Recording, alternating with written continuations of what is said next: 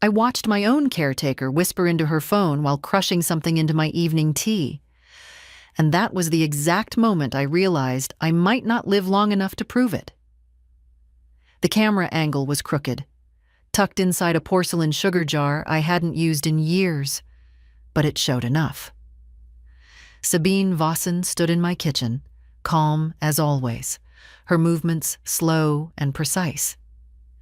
She glanced over her shoulder once, then tipped a small white tablet onto the counter and pressed it flat with the back of a spoon. The sound was soft, controlled, practiced. Then she stirred it into the steam of my chamomile like she'd done it 100 times before. "Not much longer," she murmured into the phone. "She's already weaker than she thinks." I paused the video and sat very still. "Hello, dear. Grace here. I don't like this one bit. When someone smiles to your face and poisons you behind your back, that's not care. That's calculation. Tell me in the comments, at what point would you stop trusting her?" My name is Helena Morday. I'm 66 years old, and until 3 nights ago, I believed I was simply getting older. Slower, perhaps. A little forgetful. Nothing unusual. Nothing alarming. And Sabine? Well, Sabine had been my caretaker for 3 years. She arrived on a rainy afternoon with a neat suitcase, a calm voice, and references that checked out too cleanly. I remember the smell of petrichor drifting through the hallway as she stepped inside, wiping her shoes carefully on the mat as if she already belonged there. She made lentil broth that first evening, thick with cumin and something sharper I couldn't quite place. Said it was her grandmother's recipe. I liked her immediately. That was my first mistake. At first, everything about her was efficient. She organized my medication, labeled everything in tidy handwriting, rearranged my pantry so even the saffron jar had its proper place. She remembered my preferences before I said them out loud. Earl Grey in the morning. Chamomile at night. No sugar after dinner. She even polished the banister with some citrus oil that made the whole house smell like a distant orchard. People told me I was lucky. My daughter, Aylin Morday, said it constantly. "You finally have someone reliable, Mother. Just let her handle things." Aylin doesn't visit much anymore. Busy life, busy husband, busy everything. But when she did come, she would always nod approvingly at Sabine, as if she'd personally selected her from some catalog of perfect solutions. I didn't argue. Why would I? Sabine was attentive, gentle, always just a step behind me on the stairs, just in case. Always offering a steady arm I didn't think I needed, but sometimes accepted anyway. It was subtle, the way things began to change. My phone would ring, and by the time I reached it, Sabine would already be there. "Just a telemarketer," she'd say lightly, ending the call before I could see the screen. Letters arrived less frequently. Or perhaps they were simply sorted elsewhere. My neighbor, Moira Fennick, stopped coming by with her usual plum tarts. Sabine said Moira mentioned I seemed tired lately, that I needed rest. I didn't remember saying that. Then came the small things. A silver bookmark missing from my study. My old fountain pen replaced with a cheaper one that scratched the paper differently. I told myself it was age, that I was misplacing things. That's what Sabine told me too. "You've been more forgetful lately, Helena," she said once gently, while adjusting the cuff of my cardigan. "It happens." Maybe it does. But forgetfulness doesn't explain why I started feeling dizzy after my evening tea. The first time, I thought I'd stood up too quickly. The second time, I held onto the edge of the table until the room stopped tilting. The third time, I nearly missed a step on the staircase, and Sabine caught me. Just in time, of course. Her grip firm, her voice soothing. "Careful," she whispered. You mustn't rush. I remember looking at her then. Really looking.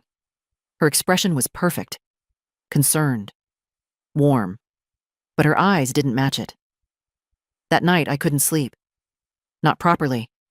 My thoughts felt padded, like they were wrapped in something soft and distant. I got up, wandered into the kitchen, and saw my pill organizer on the counter. I don't remember leaving it there. The compartments were labeled correctly. Morning, afternoon, evening. But one of the pills, a small oval one, looked slightly different. Same color. Same size. Just off. Like a forgery that almost passed. I didn't confront her. I didn't say a word. Instead, the next morning, I smiled. I thanked her for breakfast. Poached eggs with a dusting of smoked paprika, and told her I'd be resting more. That I felt a bit frail. She seemed pleased. That was when I decided to find out the truth. I've never been reckless, not even when I was younger. My late husband, Edmund Morday, used to say I had the patience of a watchmaker, always willing to wait for the right moment. So I waited. I went into town under the pretense of picking up a new shawl and stopped at a small electronics shop tucked between a bakery and a place that sold overpriced vellum journals. The young man behind the counter barely looked at me until I asked him which compact cameras had the best low-light recording. He blinked. Then he took me seriously. I bought 2. One now lives inside that porcelain sugar jar in my kitchen. The other is in my study, inside a hollowed-out copy of an old cookbook Sabine never touches because she prefers her own recipes. For 2 days, I recorded everything. I watched her move through my house like she owned it. Opening drawers she had no reason to open, pausing at my study door longer than necessary, checking my phone when she thought I was asleep. And then, tonight, I saw the truth. The crushed tablet. The quiet voice. The words I can't unhear. She's already weaker than she thinks. I pressed play again, forcing myself to watch it from the beginning. This time I didn't pause. And this time, I noticed something I had missed before. She wasn't alone on that call. "Carter," she said softly, almost affectionately. "Just a little longer."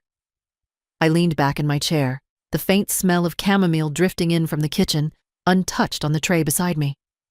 I did not drink it. Not tonight. I did not sleep that night. Not even for a minute. Instead, I sat in my study with the lamp turned low, replaying the footage until the details burned into my mind. The way Sabine's hand moved, steady, unhurried. The way she checked the hallway before crushing the tablet. The way she said his name. Carter. Not once did she hesitate. That frightened me more than anything else. People who hesitate can be stopped. People who don't plan ahead. By morning, I had already made my decision. I would not confront her. Not yet. Panic would only give her an advantage. If Sabine believed I suspected something, she could change tactics, erase evidence, or worse, accelerate whatever she had planned for me. So I did the opposite. I made myself smaller. At breakfast, I moved slower than usual, letting my hand tremble just enough as I reached for the spoon. Sabine noticed immediately. Of course she did. "You're pale today, Helena," she said, placing a bowl of oatmeal in front of me, topped with sliced figs and a drizzle of honey. "Did you sleep poorly?" "A little," I replied, keeping my voice soft. "I feel tired." Her eyes lingered on me for half a second longer than necessary, measuring, calculating. Then she smiled. "I'll adjust your evening dose," she said gently. "It might help." I nodded, as if that comforted me. Inside, something cold settled into place. The rest of the day unfolded like a quiet performance. I stayed in the sitting room, wrapped in a wool shawl I didn't need, pretending to nap while watching her through half-closed eyes. Sabine moved through the house with the same quiet efficiency, but now I saw it differently. Every action had intention. Every pause had purpose. Around noon, my phone rang. Before I could reach it, Sabine was already there. "It's just a wrong number," she said quickly, turning the screen away from me. I smiled faintly. Of course. But I had seen enough. Later, when she stepped out to the garden, I walked, carefully, slowly, to the console table where she had left my phone. My heart was beating faster than I liked, but my hands were steady. The call log had been cleared. Not just the last call. All of them. I exhaled slowly. That was not care. That was control. I returned the phone exactly where she had placed it and went back to my chair just before she re-entered, carrying a small basket of herbs, rosemary, thyme, and something darker I didn't recognize. "For the soup tonight," she said. "Of course," I replied. That evening, I took another step. When Sabine brought my tea, the same chamomile, the same delicate porcelain cup, I smiled at her, thanked her, and waited until she left the room. Then I stood up, walked to the fern by the window, and slowly poured the entire cup into the soil. The scent was the same, sweet, harmless, but I no longer trusted anything she gave me. The next morning, I felt clearer than I had in weeks. No dizziness, no fog, no strange heaviness in my thoughts. That alone told me everything I needed to know. She wasn't just making me feel weak. She was making me look weak. That afternoon, I reviewed the footage again, this time more carefully. And that's when I saw him. It was brief. Just a shadow crossing the edge of the frame near the back entrance. A man's silhouette. Tall. Still. Waiting. I paused the video, leaning closer to the screen. Sabine stepped into view a second later, opening the door just enough to speak. Her voice was lower now, sharper. "Not today," she whispered. "She's still aware." Still aware. I sat back slowly, the words echoing in my mind. So that was the timeline. They weren't just planning something. They were waiting for the moment I wouldn't be able to stop them. I stopped pretending it might still be harmless. Up until that moment, some small, stubborn part of me had been trying to soften the truth. Misunderstanding, overreaction. A mistake in medication, perhaps. Something explainable. But not today. She's still aware is not a misunderstanding. That is timing. That is intent. That is waiting for the right moment to do something irreversible. I turned off the screen and sat there for a long time, listening to the quiet of my own house. The ticking clock in the hallway. The faint hum of the refrigerator. The soft scrape of Sabine's footsteps moving somewhere beyond the door. Everything sounded the same, and yet nothing was. For the first time in years, I felt completely awake. Not just alert, precise. I stood up slowly, walked to the mirror above my desk, and looked at myself. My hair still thick, though silver now. My posture slightly stooped, but not weak. My eyes clear, much clearer than they had been in weeks. "She's still aware," I repeated under my breath. Good. Let them think that wouldn't last. That afternoon, I made the second decision that would save my life. I needed allies, but not the obvious ones. Not Aylin, not yet. If Sabine had already convinced my daughter that I was declining, anything I said now would sound like confusion, paranoia, fear. I would only confirm the story Sabine had been carefully building around me. No. I needed someone who dealt in facts, not impressions. So I called my bank. I waited until Sabine stepped out again. She had developed a habit of taking short walks at odd hours. and went straight to my study.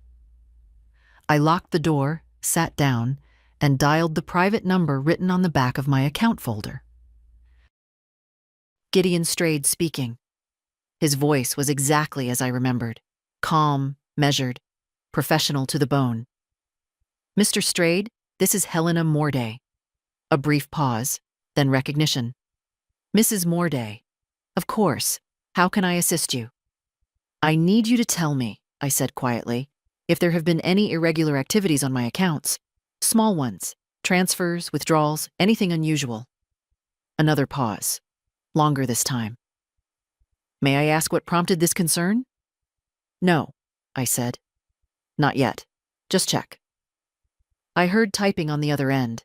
Fast, efficient. Then silence. When he spoke again, his tone had changed. "Mrs. Morday, there have been a series of minor transfers over the past 4 months. Nothing large, carefully spaced, each one below standard alert thresholds." My hand tightened around the receiver. "How much?" "Individually, insignificant, collectively." He hesitated. "Just over 23,000? I closed my eyes. $23,000, not stolen in one bold move. No. Taken slowly, quietly, like everything else. "Do you recognize the receiving accounts?" I asked. "No," he replied, "but I can trace them further if you authorize a deeper review." "You have my authorization." There was no hesitation in my voice now. "Done," he said. "And Mrs. Morday, if I may, I recommend placing temporary restrictions on outgoing transfers until we understand the situation fully." "Yes," I said. "Do that." When the call ended, I sat in silence for a few seconds, letting the number settle into place. 23,000. And that was just what I could see. I stood up, walked to the bookshelf, and pulled out the old leather-bound ledger I hadn't used in years. Edmund used to keep records in it. Meticulous, precise. Every expense, every investment, written in ink that never faded. I opened to a blank page and began writing again.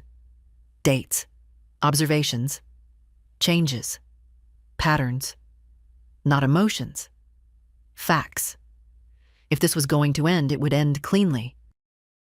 By the time I heard the front door open, I had already returned the ledger to its place and settled back into my chair, a blanket over my knees. Sabine stepped inside, removing her gloves slowly. "Helena?" she called softly. "Are you resting?" "Yes," I replied, letting my voice drift just slightly. "Just tired." She appeared in the doorway a moment later, studying me. Then she smiled. "Good," she said. "You should save your strength." I smiled back, and for the first time since this began, I meant it. Just not in the way she thought. Because now I knew. This wasn't neglect. This wasn't care gone wrong. This was a plan. And they had made one mistake. They started it too early. I was still aware. And I wasn't done yet. The next morning, I let her win a little. Not enough to change the outcome. Just enough to make her comfortable. I spilled my tea. Not dramatically. Just a small, clumsy motion.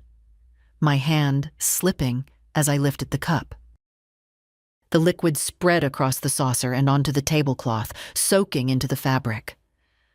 "Oh," I murmured, blinking as if confused. Sabine was beside me instantly. "It's all right," she said softly, already reaching for a cloth. "These things happen." I watched her hands as she cleaned. Quick, efficient, no irritation, no surprise, as if she had been expecting it. "I feel a bit off today," I added, letting my voice thin out slightly. "Perhaps you were right about adjusting the dosage." There it was. A flicker. Gone in less than a second, but I saw it. Satisfaction. "I think that would be wise," she replied gently. "We'll make you more comfortable." Comfortable? I nodded, lowering my gaze. Inside, I was counting every word.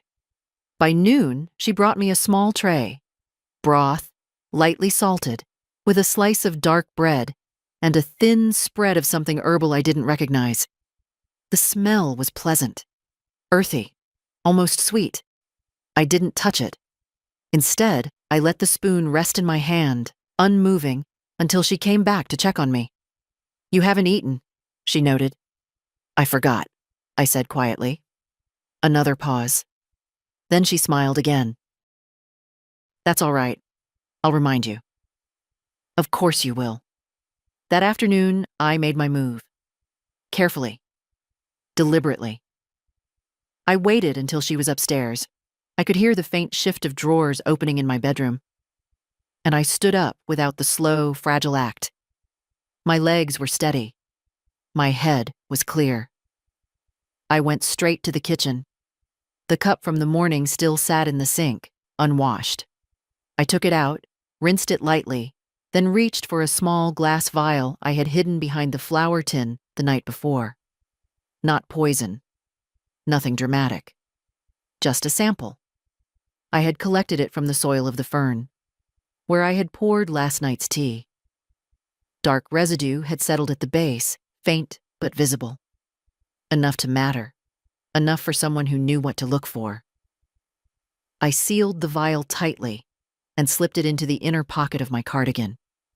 Then I returned everything exactly as it had been. Position matters. Details matter. By the time Sabine came back downstairs, I was in my chair again, exactly where she had left me, staring blankly at the window. "You should rest," she said softly. "I am," I replied. And then, as if it had just occurred to me, I added, "Sabine, have I been more forgetful lately?" She stepped closer. "Yes," she said gently. "A little." I looked at her. Not too directly, not too sharp. "Do you think I'm getting worse?" Her expression softened into something almost reassuring. "No," she said, "but we should be careful." Careful. Such a useful word. That evening, something changed. Not in her behavior, in her urgency. She made a call earlier than usual. I heard it through the thin wall of the study, her voice lower, faster than before. "She's slipping," she said. "Faster now." A pause. "No, not yet. Soon." Another pause. "I know, but we need it signed while she still can." Signed. I didn't move, didn't breathe too loudly, just listened. When the call ended, I waited a full 10 minutes before stepping into the hallway, just as she emerged from the kitchen. "Everything all right?" I asked softly. She smiled. "Of course." But now I knew. They weren't just waiting anymore. They were preparing. Whatever they needed from me, documents, signatures, control, it had to happen before I was gone. Before I couldn't resist. Before I couldn't remember. I returned to my study that night and locked the door behind me. This time, I didn't watch the footage. I prepared.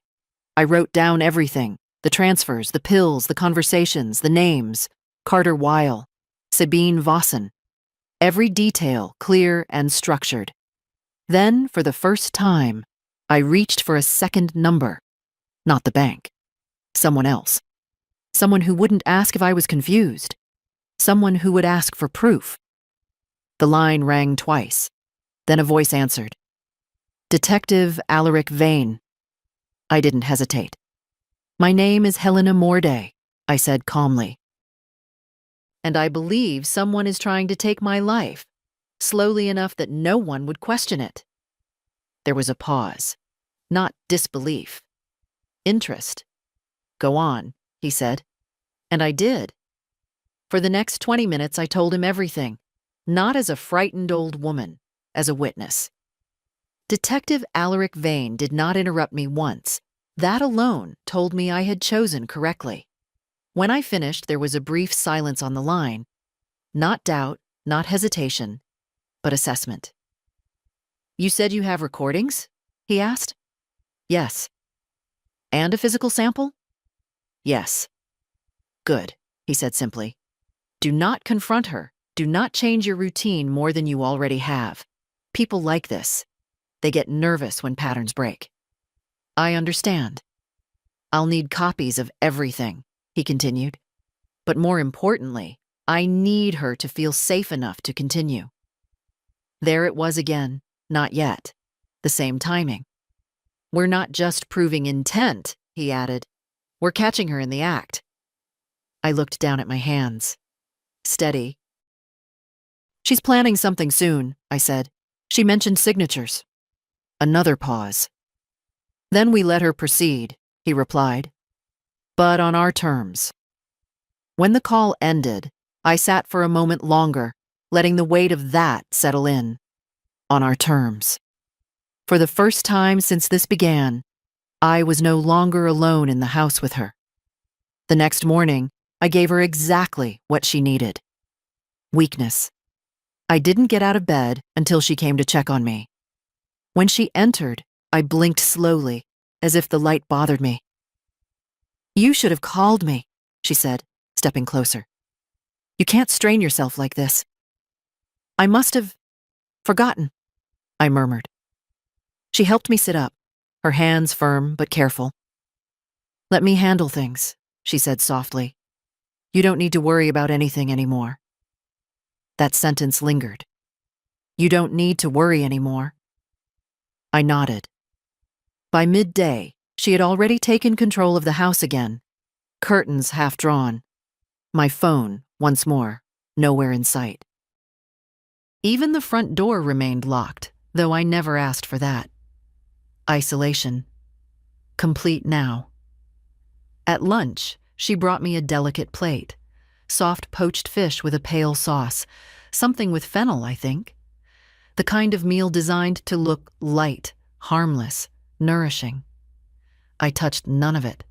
Instead, I let my fork hover in the air, then set it down as if I had lost interest halfway through the motion. You're not eating, she observed. I'm not hungry. Her eyes narrowed, just slightly. Then she smiled again. That's all right, she said. We'll keep it light today. Keep it light. Everything she said had two meanings now. That afternoon, something shifted. Not in me, in her.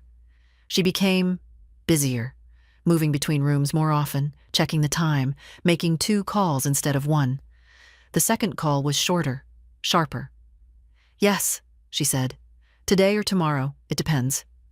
A pause. She's ready. Ready. I closed my eyes, pretending to sleep, and let the words settle deep. That evening, she came to me with papers. Not immediately, not bluntly. She waited until I was seated comfortably, wrapped in a blanket, the soft lamplight making everything feel quieter than it was. Then she brought a folder. Helena, she said gently, sitting beside me. There are a few things we should take care of, just to make things easier for you. I looked at the folder as if it were unfamiliar. What kind of things? Simple adjustments, she replied. Authorizations, just in case you need additional support. I let my hand tremble slightly as I reached for it. The paper felt real, heavy, official, but I didn't open it. Instead, I looked at her. Do you think I need that? I asked softly. Her expression softened instantly. I think it would protect you, she said. Protect? Such a careful choice of word. I nodded slowly. Maybe tomorrow, I whispered. I feel tired tonight. For a fraction of a second, barely visible, something flashed across her face. Impatience. Then it was gone. Of course, she said. Tomorrow is fine. She stood, taking the folder with her. But she didn't go far. That night, I watched the footage again. And this time, I saw everything. She didn't return the folder to a drawer. She took it to the kitchen, placed it on the table, then made a call. It's happening, she said quietly. Tomorrow, I'll have her sign. A pause. Yes. She won't resist. Another pause. No. She doesn't understand anything anymore. I leaned back in my chair, the faint glow of the screen reflecting in my eyes. Tomorrow. That was their window, their final move. I reached for the small vial in my pocket, turning it slowly between my fingers. Then I looked at the second device on my desk, the one Detective Vane had told me to keep ready. I didn't feel afraid. Not anymore. Because tomorrow Sabine Vossen would walk into her own plan. And this time, she wouldn't be the one in control. I woke up before her. That had not happened in weeks. No heaviness in my head. No dull fog behind my eyes, just clarity, sharp, quiet, almost surgical. I sat up in bed and listened. The house was still. Then, faintly, movement in the kitchen. She was already preparing. Good. So was I. I stood slowly, not because I needed to, but because she expected it. Slipped on my robe, steadied myself against the wall just in case she was watching. Every step mattered now. Every gesture had to match the version of me she believed in. By the time I reached the hallway, she was already carrying a tray. "Good morning, Helena," Sabine said softly, as if nothing in the world had changed. "Good morning," I replied, letting my voice drag slightly behind my thoughts. She placed the tray in front of me. Tea, toast, something light with quince preserve. The same routine, the same performance. Only now I could see the tension underneath. Her movements were just a fraction faster, her eyes checking me more often than before. She wasn't waiting anymore. She was closing. "Did you sleep?" she asked. "A little," I said. "I feel strange." She leaned closer. "Strange how?" I paused, as if searching for the word. "Distant," I whispered. That was the right answer. I saw it land. "Then we should take care of everything today," she said gently, "before it gets worse." I nodded. Inside, something hardened completely. There it is. After breakfast. Untouched, of course. She disappeared into the study for a few minutes. When she returned, the folder was in her hands again. Thicker this time. Prepared. "Helena," she said, sitting beside me. "Let's not delay this. It's for your own security." Security?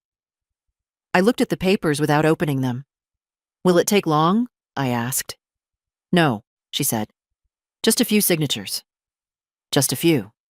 I reached for the pen she offered, let my fingers hesitate slightly as they closed around it. Then I stopped. "Maybe. After tea," I murmured. "My hands are unsteady. A mistake, a small one. But I saw it immediately." Her jaw tightened, barely, before she forced the softness back into her face. "Of course," she said. "I'll bring it." She stood and walked to the kitchen. This time, I didn't wait. I followed. Quietly. Not all the way. Just enough to see her reflection in the glass cabinet. She didn't know I was there. I watched her take out the cup. Watched her reach into her pocket. Watched the small white tablet appear again. Crush. Stir. The same precise motion. The same practiced calm. Then she picked up her phone. "Everything's set," she said quietly. "He'll sign today." He, not she. I froze. For a second, the entire plan shifted in my mind. They weren't just taking control of my accounts.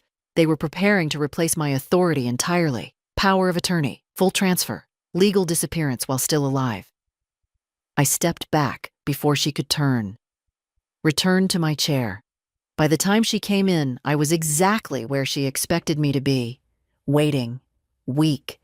She placed the tea in my hands. "Careful," she said softly. I looked at the cup, then at her. And for a moment, just a moment, I let the silence stretch longer than it should have. Something in her eyes flickered. Suspicion. Then I smiled faintly and lifted the cup. Not to drink. Just enough to convince her I would. That was all she needed. She relaxed, sat down across from me, watching, waiting. I lowered the cup back onto the tray. "After this," I whispered, "we'll sign." Her smile returned, softer than ever. "Yes," she said, "after this." I nodded, and in that moment, everything was locked in place. The evidence, the timing, the trap. Somewhere, Detective Vane was already moving. Somewhere, Gideon Strayed was watching every transaction. And here, in this room, Sabine Vossen believed she was about to win. I wrapped my fingers loosely around the cup, feeling the warmth against my skin. Then I set it down, untouched. Not long now, not for her. I didn't drink the tea, not a single sip, but I made sure she believed I did. I lifted the cup twice, letting it touch my lips without tilting it, letting the steam fog my glasses just enough. Then I set it down again, slower each time, as if the effort itself was draining me. Sabine watched every movement, counting, waiting. When I finally leaned back into the chair and closed my eyes, she exhaled, barely audible, but there. Relief. She thought it was working. "Helena?" she asked softly. I let a few seconds pass before answering. "Yes. You should rest a moment, then we'll take care of the paperwork." Paperwork? I nodded faintly, letting my head tilt to the side as if I couldn't quite hold it upright anymore. "Just a moment." I heard her stand, heard the faint shuffle of papers being adjusted on the table, the quiet, controlled rhythm of someone preparing for something final. Minutes passed, or maybe seconds. I opened my eyes slowly, blinking as if pulling myself back from somewhere far away. "Sabine." "I'm here," she said immediately, stepping closer. "I think I'm ready." That did it. I saw it clearly this time, not just satisfaction, but anticipation. A tightening around her eyes, a sharpness behind the softness. She placed the folder in my lap and handed me the pen again. "This won't take long," she said. "Just sign where I've marked." I looked down at the pages. Dense text, legal structure, names I recognized, mine and others I didn't. Transfers, authority, control, permanent. I let my hand hover over the paper. Then I hesitated. Again, not too much. Just enough. "What is this one?" I asked, pointing vaguely at a paragraph. She leaned in closer, too quickly. "That's just a standard authorization," she said, "in case you need assistance managing your affairs." "Assistance." I nodded slowly. "And this?" "A precaution," she replied. "Nothing more?" Nothing more. I could feel her impatience now, not visible to anyone who wasn't looking for it. But I was. I had been looking for days. I lowered the pen, then stopped again. "I can't see very well," I whispered. That was new. That made her pause. "For a moment," I added, blinking as if my vision had blurred. "Everything feels distant." Her expression shifted. Concern, yes, but behind it, something else. Urgency. "We shouldn't delay then," she said, her voice softer but tighter now. "Just sign here. I'll guide you." Guide you. She placed her hand lightly over mine, warm, steady, controlling the movement. That was her mistake.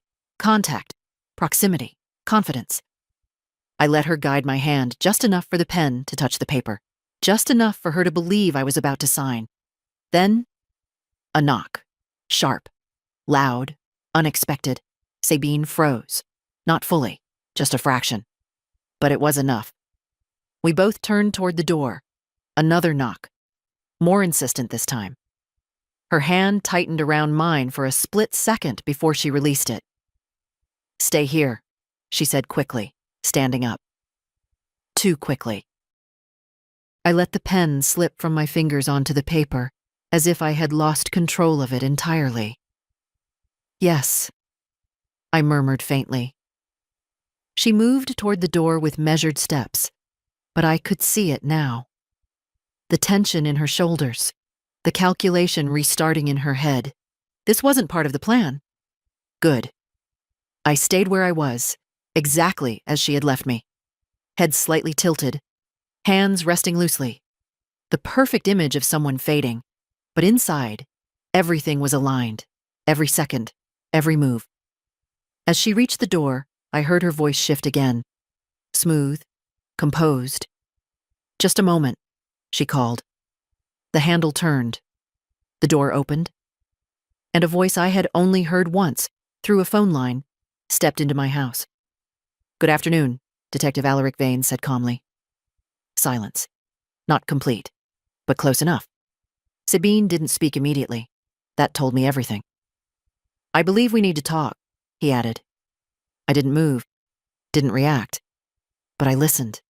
Because this was where it began to break. Sabine recovered quickly, faster than most people would. Oh, of course, she said, stepping slightly to the side, her voice smoothing out as if nothing had been interrupted. How can I help you? Detective Vane didn't step inside immediately. He looked past her, at me. Not long, not obvious, just enough to confirm one thing: I was still aware. Then he stepped in. I'm here regarding a routine follow-up, he said calmly. A welfare check. Welfare, such a harmless word. Sabine let out a small, polite laugh. That's really not necessary, she replied. Mrs. Morday is resting. She's been unwell. I'll make that determination myself, he said. No edge, no raised tone, just certainty. That unsettled her more than anything else. I could hear it in the silence that followed. Then her voice again, softer now. Of course, she said, if you insist. She stepped aside. That was the moment everything shifted. He walked in slowly, taking in the room without making it obvious. The table. The folder. The pen still resting where it had slipped from my fingers. Details. Always details. Mrs. Morday, he said, approaching me. May I speak with you? I blinked slowly as if trying to focus. Yes, I murmured. He crouched slightly, not looming, not authoritative. Balanced. Are you feeling all right today? I let my gaze drift, just slightly unfocused. A bit. Tired. I understand, he said. That happens. A pause, then quieter. Do you know who I am? I looked at him, really looked, and for just a fraction of a second, I let the clarity show. Yes. That was enough. He stood up. Sabine saw it. I watched her process it. The shift. The signal. The fact that something had just passed between us that she wasn't part of. Danger. She moved closer. Detective, she said gently, I think you might be misunderstanding her condition. She has moments of clarity, but they don't last. I didn't ask you, he said. Still calm, still controlled, but final. That was the second crack. The first had been the knock. This was the break. She went quiet. Only for a moment. Then she adjusted. Of course she did. I'm responsible for her care, she continued a little firmer now. If there are questions, you can direct them to me. And I will, he said, but not before I speak with her privately. Privately. That word landed hard. No, she said immediately, too quickly. Another mistake. He turned to her fully now. Is there a reason you're refusing? Her posture stiffened. I'm not refusing, she corrected. I'm protecting her. From what? Silence. A thin one this time. I don't think this is appropriate, she said. I do, he replied. And then, without waiting for permission, he pulled out his phone. Backup can come in if necessary, he added lightly. That did it. Sabine stepped back, just half a step, but it was enough. Fine, she said. I'll be in the kitchen. She walked away. Not rushed, not panicked, but no longer in control. The moment she disappeared from the doorway, the air changed. Completely. Detective Vane didn't waste time. "You have it?" he asked quietly. "Yes," I said. No weakness now. No hesitation. I reached under the blanket, pulled out the small flash drive, and placed it in his hand. "And the sample?" I slipped the vial from my pocket. He took both, his expression tightening slightly. "Good," he said. "Very good." "Is it enough?" I asked. "It's more than enough," he replied. "But we're not finished." I nodded. "I know." He glanced toward the kitchen. "She thinks she still has time," he said. "She doesn't," I answered. Another pause. Then he straightened. "Next step," he said quietly. "We let her try again." I exhaled slowly. Of course. "She needs to push," he continued. "We need intent, action, and pressure all at once." "And she will," I said. I already knew. Because Sabine Vossen wasn't the kind of person who walked away from something this close to completion. She would come back. With more urgency, less patience, and that's when people like her made mistakes they couldn't undo. From the kitchen, I heard a drawer open, then close, metal against wood. Preparing again. I leaned back into the chair, letting my body soften once more, slipping back into the version of me she believed in. Weak, fading, easy to control. Detective Vane gave me one last look. "You're doing exactly right," he said quietly. Then he turned, and just like that, the performance resumed. Only now. We were both watching her. She came back different, not visibly, not to anyone who wasn't paying attention, but I was. Sabine moved slower this time, more controlled, every gesture measured as if she had already adjusted her plan mid-step. The softness returned to her face, but it was thinner now, stretched over something sharper underneath. "Everything all right?" she asked gently, stepping into the room as if nothing had changed. Detective Vane turned toward her. "Perfectly," he said. They held each other's gaze for a second too long, two people measuring the same thing. Risk. Then she smiled again. "Good," she said. Helena was just about to finish signing. I let my hand twitch slightly on the armrest. Small, weak, uncertain. "I was trying," I murmured. She stepped closer, reclaiming her position beside me. "Of course you were," she said softly. "You're doing very well." Very well, like I was a child. Or worse. Someone already halfway gone. She picked up the pen and placed it back into my hand, this time more carefully, more deliberately. "Let's continue," she said. Detective Vane didn't interfere. That was the plan. He moved slightly to the side, watching. Not openly, but enough. Waiting. I looked down at the paper again. The same pages. But now I knew what they meant. Transfer of financial authority, access, control, and beneath that, something worse. Permanent authorization in case of mental decline. They weren't just preparing to manage my life. They were preparing to erase my voice from it. "Here," Sabine said, guiding my hand again. "Just this line." I let the pen touch the paper. Just enough. My fingers tightened slightly, then loosened. A slow, uneven line appeared, incomplete, not a signature, a failure. "I can't," I whispered. Her grip tightened. "Try again," she said softly. Too soft, too controlled. "I can't see it properly."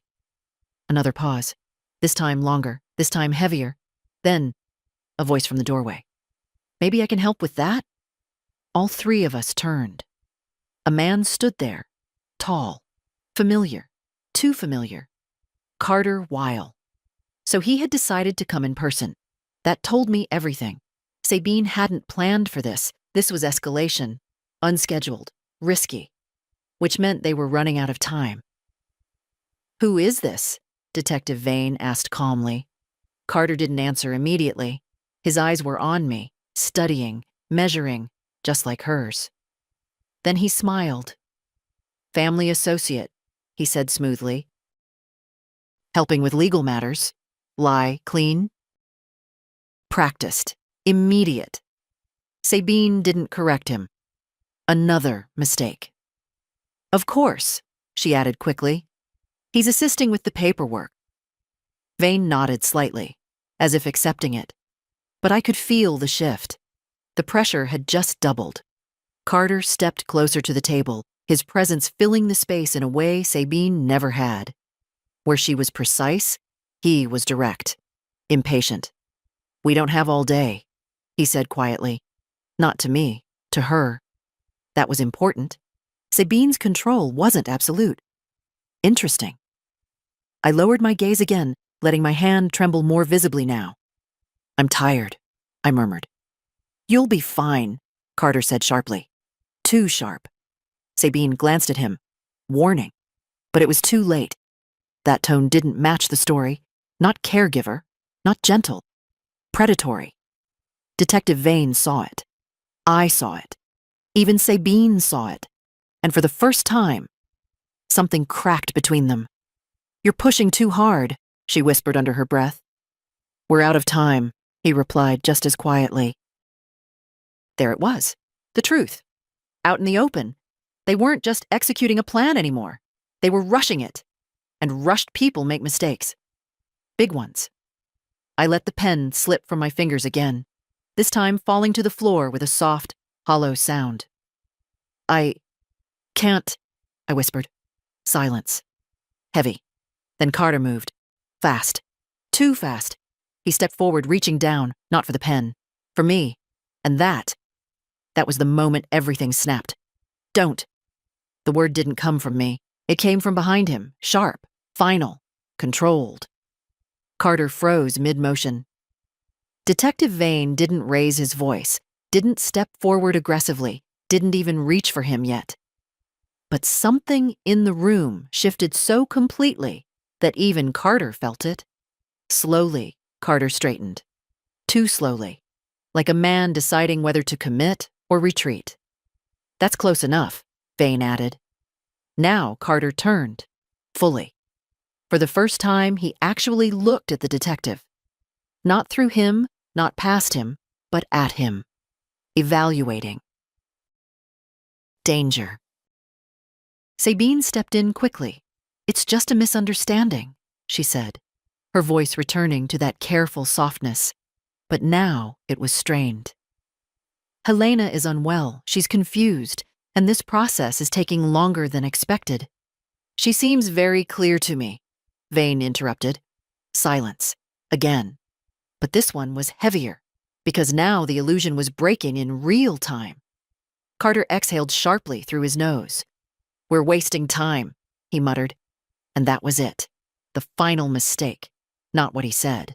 How he said it. Too direct. Too exposed. Too real. Vane took one step forward. "You want to explain what exactly you're doing here?" he asked calmly. Carter didn't answer. Sabine tried. "He's assisting with documentation," she said quickly. "We've already explained." "No," Vane said. "You haven't." Another step. Closer now. "I've got enough to ask better questions," he continued, "so I'll try again. What are you doing here?" This time, Carter didn't look at him. He looked at Sabine. And in that glance, I saw it. No more control. No more clean coordination. Just two people realizing, at the same time, that the plan had slipped beyond recovery. "Finish it," Carter said under his breath. Not to me. To her. Sabine didn't move. Didn't speak. For the first time since I'd known her. She hesitated. That hesitation cost her everything. Because in that exact moment, Vane reached into his coat and pulled out a small device. "Officers," he said calmly, pressing the button. "Come in." The front door opened immediately. They had been there the entire time, waiting. Two uniformed officers stepped inside, fast and controlled. Everything accelerated. Sabine stepped back instinctively. Carter didn't. "Wait," Sabine said quickly, her voice breaking just slightly now. This isn't what it looks like. Then you won't mind explaining it at the station, Vane replied. Carter moved, not toward the door, toward the table, the papers, the folder. Desperation. He reached for it. Too late. One of the officers was already there, intercepting him, pulling his arm back. Hands where I can see them, the officer said. Carter resisted for half a second, just enough to make it worse. They forced him down, controlled, efficient. Sabine didn't run. She didn't fight. She stood there, still, watching it collapse. Miss Vossen, Vane said, turning to her, you're going to need to come with us.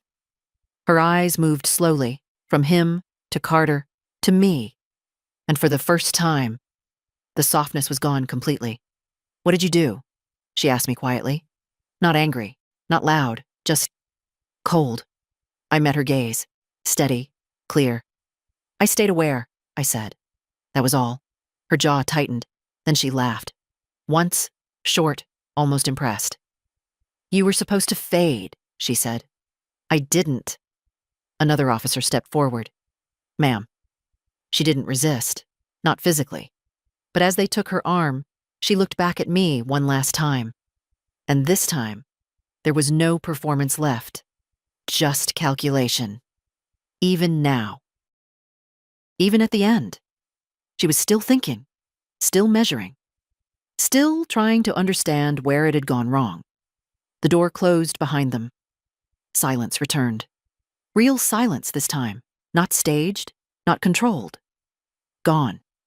I sat there, the pen still on the floor, the unsigned paper in my lap, and felt something I hadn't felt in days. Air. Clean. Clear. Mine. Detective Vane stepped closer. It's over, he said. I looked down at my hands. They weren't shaking. Not anymore. No, I said quietly. Then I looked up at him. Now it is. The house felt different after they left. Not quieter. Lighter. Like something that had been pressing down on every surface, every chair, every wall, every breath, had finally lifted. I didn't move right away. I sat there, exactly where Sabine had left me, the folder still resting in my lap, the pen lying on the floor between my feet. For a moment, I just looked at it. Such a small thing. A signature. That's all it would have taken. One moment of weakness. 1 second of trust in the wrong person. And everything I had built, every decision, every memory, every right to my own life, would have been handed over quietly, legally, permanently.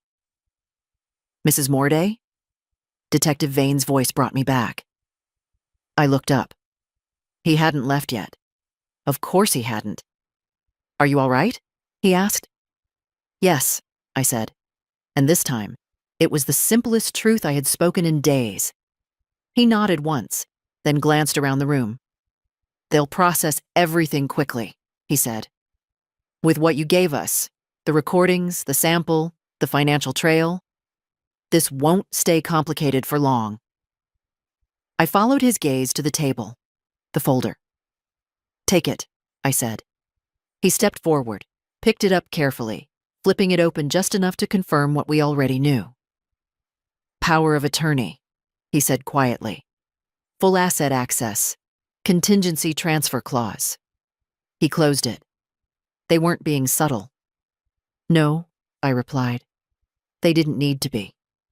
He looked at me again. You were closer than you think, he added. I knew that. I had known it the moment Carter stepped into the room. Timing, always timing. If he had come 10 minutes earlier, if Vane had been delayed, if I had hesitated just once. No, I didn't finish that thought because I didn't need to. I have one more question, I said. He waited. My daughter, I continued. Elin. His expression didn't change, but his eyes sharpened. Was she involved? A pause, measured, careful. No, he said finally. Not directly. Not directly. That phrasing mattered.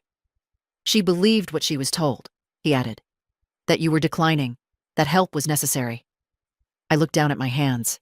So clean, so simple, so wrong. She stopped asking questions, I said quietly. Yes, he replied.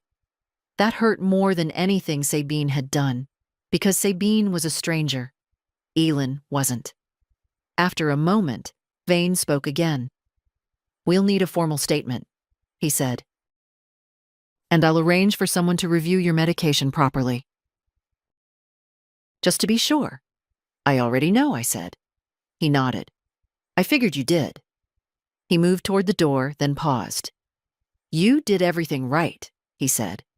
I didn't answer immediately, because that wasn't entirely true. I waited too long, I said. He shook his head. No, he replied. You waited exactly long enough. Then he left. The door closed, and for the first time since all of this began, I was alone. Truly alone. I stood up slowly, without thinking about it, without performing weakness, without calculating how it might look. Just stood. Walked to the kitchen. The cup was still there. The one from earlier. Steam long gone. Chamomile untouched. I picked it up, carried it to the sink, and poured it out. Watched the liquid disappear down the drain without hesitation. No more pretending, no more waiting, just action. I rinsed the cup carefully, set it aside, then rested my hands on the edge of the counter. The house smelled different already, less like her. More like something I remembered, something mine. My eyes drifted to the window, late afternoon light, soft and steady, stretching across the garden. For 3 years I had let someone else move through this space as if it belonged to them. Quietly, gradually, almost politely. And that was the most dangerous part. Not force, not violence, but permission. I straightened slightly. No more of that. Not again. Not ever. From the hallway, my phone began to ring. I turned slowly, walked back, picked it up. The screen lit up with a name I hadn't seen in days. Elin. I stared at it for a moment, then answered. Mother? Her voice came through, tight, uncertain. Something happened. I just got a call. Yes, I said calmly. A pause. Are you all right? She asked. I considered the question, then answered honestly. I am now. Silence on the other end. Heavy, uncomfortable, real. We need to talk, she said finally. Yes, I replied, and this time, that conversation would happen on my terms. Elin came the next morning. No warning, no call this time. Just the sound of a car stopping outside, a door closing too quickly, footsteps that didn't belong to Sabine anymore. I opened the door before she could knock. For a second, she just stood there, looking at me, not past me, not through me, at me. You look, she started, then stopped. Clear? I suggested. She swallowed. Yes. That word carried more weight than anything else she could have said. I stepped aside. Come in. She walked slowly into the house, her eyes moving across the room. The table, the chair, the empty space where Sabine used to stand as if she owned it. What happened? She asked. I closed the door behind her. The truth, I said simply. We sat across from each other. No tea, no performance, no one in between. I told her everything, not emotionally, not dramatically, just as it was. The pills, the calls, the missing money, the documents she had never seen but had almost signed for me, Carter, the cameras, the timing. The moment I realized, the moment I stopped trusting, the moment I started acting. Elin didn't interrupt, not once. She just listened. And as I spoke, I watched her face change. Confusion, denial, recognition, and then something much heavier. Guilt. I thought, she began, then stopped again. I know what you thought, I said. That you were getting worse, she finished quietly. Yes. Silence. I didn't question her, she said. No. I should have. Yes. No anger in my voice, no softness either, just truth. That made it harder for her. Tears came, but quietly, not dramatic, not forced. "I was trying to help," she whispered. "I believe you," I said. And I did. That didn't change what happened, but it mattered. She looked around the house again. "It feels different," she said. "It is." I stood up and walked to the window, the same light as yesterday, but it didn't feel fragile anymore. "I'm not hiring anyone else," I said calmly. She turned toward me. "You shouldn't be alone," she said. "I'm not," I replied. Then I looked at her, directly. "But I won't give control away again, not to make things easier, not to make someone else comfortable." She nodded slowly, understanding something she hadn't before. Respect. It had never been about help. It had been about control. Later that afternoon, after she left, I walked through the house one more time, room by room, kitchen, study, hallway. Everything was exactly where it had always been, but it felt returned. Like something had been taken quietly, not objects, not furniture, but presence. And now it was mine again. In the kitchen, I made tea. Properly this time. Loose chamomile, fresh water, no shortcuts. I poured it into my cup and sat down. Alone, and completely in control. I took a sip. Warm, clean, real. No bitterness, no hidden taste. Just tea and silence. The good kind. I'll be honest. I would have acted earlier, the moment someone controls your calls, your money, your body. It's already too far. But Helena did something most people can't. She stayed calm, gathered proof, and ended it cleanly. If you've ever felt something was off, trust that feeling, and don't wait as long as she did.